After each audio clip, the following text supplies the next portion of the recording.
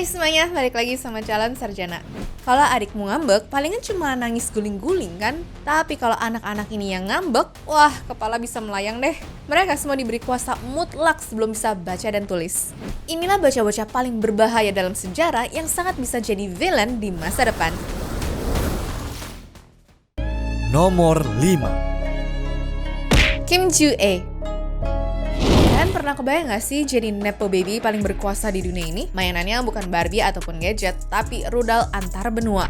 Kenalan sama Kim Joo-ae, bocil perempuan yang sekarang lagi di soft launch untuk jadi penguasa Korea Utara selanjutnya. Plot twistnya, menurut intelijen Korea Selatan atau NIS, Kim Jong-un sebenarnya punya 3 anak. Anak cowok yang lahir pada tahun 2010, Joo-ae lahir pada tahun 2013, dan anak ketiga lahir pada tahun 2017. Aku tahu kalian tuh pasti bertanya-tanya kan, loh kok Joo-ae yang jadi penerus? Kemana ya tuh si anak sulung?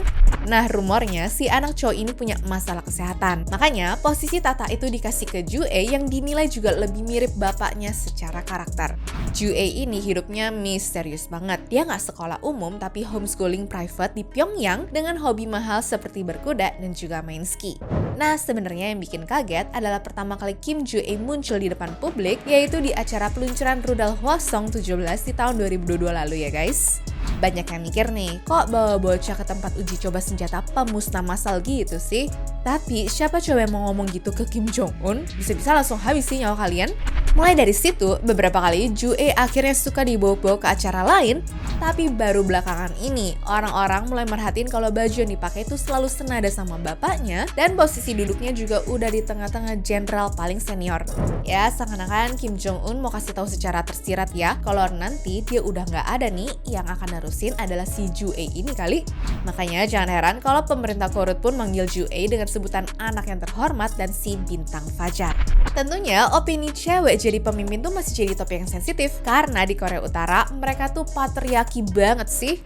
Cuma kayaknya karena kondisi kesehatan Kim Jong-un yang udah sering bolak-balik ketemu dokter gara-gara dia punya masalah jantung dan juga memang perokok aktif, takutnya ada apa-apa di kemudian hari kan?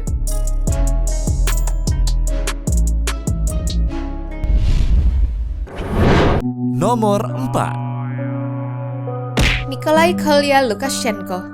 Kalau tadi Kim Joo-ae punya aura misterius, nah Nikolai Lukashenko yang merupakan anak bungsu dari Presiden Belarus, yaitu Alexander Lukashenko, punya aura macam penjahat di film-film Hollywood. Lihat deh, jadi dari kecil Nikolai itu udah punya julukan The Golden Pistol Prince ya teman-teman. Kenapa sih begitu? Karena di balik wajah yang kayak model, dia pun udah dilatih sedemikian rupa untuk jadi pemimpin sejak balita loh.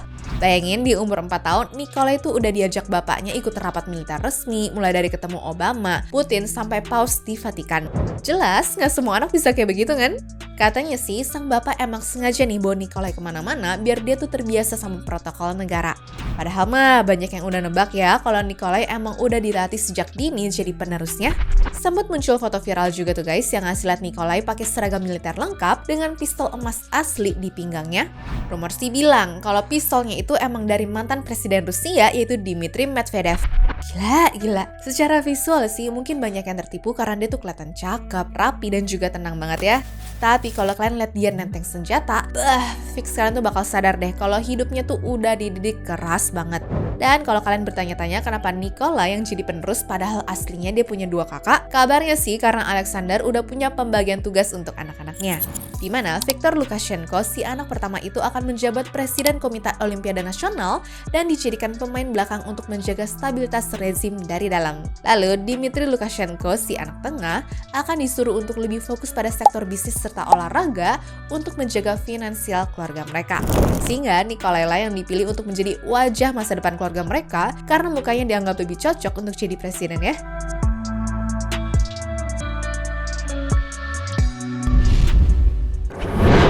Nomor 3. Adam Kadyrov. Setelah ngeliat kegantengan dan juga kekulan Nikolai, ngeliat anak Ramzan Kadyrov yang merupakan pemimpin Czechnya, emang beda banget sih guys. Lihat deh, Adam Kadyrov walaupun baru berumur 15 tahun, tapi dia tuh udah diangkat jadi kepala Departemen Keamanan untuk bapaknya sendiri loh. Bahkan dia juga udah punya tumpukan medali kehormatan dari berbagai wilayah di Rusia yang bikin masyarakatnya sendiri tuh bingung, kapan ya dia dapat medali itu? Nah, selain terkenal karena jabatannya itu, tapi Adam juga viral nih di media sosial gara-gara bapaknya sendiri yang nge-upload video lagi mukulin tahanan di penjara karena terbukti bersalah sebagai pelaku pembakaran Al-Quran. Emang sih tersangkanya tuh salah, tapi Adam ngelakuin itu di penjara pun juga nggak bisa dibenarkan nggak sih? Ya bukannya dapat sanksi dari sang bapak, bapaknya malah bangga dong. Katanya Adam tuh adalah pahlawan karena berani membela agamanya sendiri. Wow, ternyata didikan orang tua tuh emang penting banget ya. Banyak orang yang bilang akhir-akhir ini Ramzan ngasih perhatian publik ke 3 anak remajanya, namun Adam adalah anak yang kemungkinan besar nih bakal dipilih untuk jadi penggantinya waktu nanti dirinya pensiun ataupun meninggal.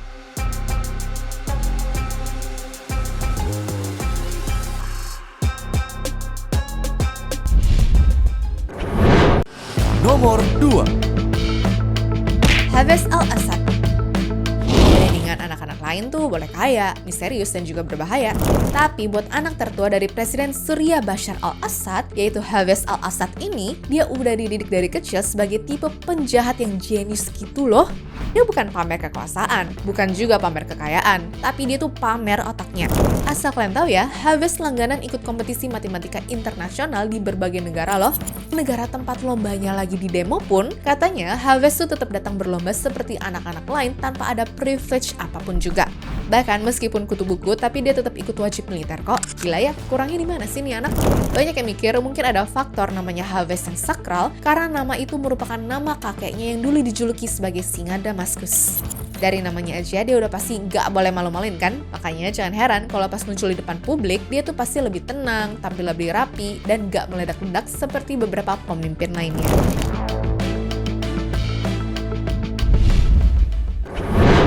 Nomor 1. Molay Hassan. Jelas dari semua anak yang aku udah sebutin tadi, mereka emang anak pemimpin yang kaya raya kan? Tapi kalau dibandingin sama Molay Hassan, yaitu putra mahkota Maroko, yang punya julukan anak terkaya di dunia, pasti beda banget deh ya levelnya. Jadi, Molay itu bukan cuma calon pemimpin, tapi dia juga pewaris salah satu dinasti tertua. Bayangin ya, di usia muda dia punya jet pribadi Gulfstream G650 yang harganya itu sekitar 1 triliun rupiah cuma untuk dipakai jalan-jalan sendiri. Tapi yang dimilikinya ini gak berarti Molay bakal ongkang-ongkang kaki seumur hidupnya ya teman-teman. Dari kecil dia udah dididik keras untuk paham politik global sama ekonomi, di mana sekolahnya pun khusus pangeran di istana dan dapat banyak tugas untuk memimpin acara kenegaraan sendirian. Ya wajar sih ya, orang dari umur belasan tahun udah disuruh nemenin bapaknya yaitu Raja Muhammad ke-6 kemana-mana kok.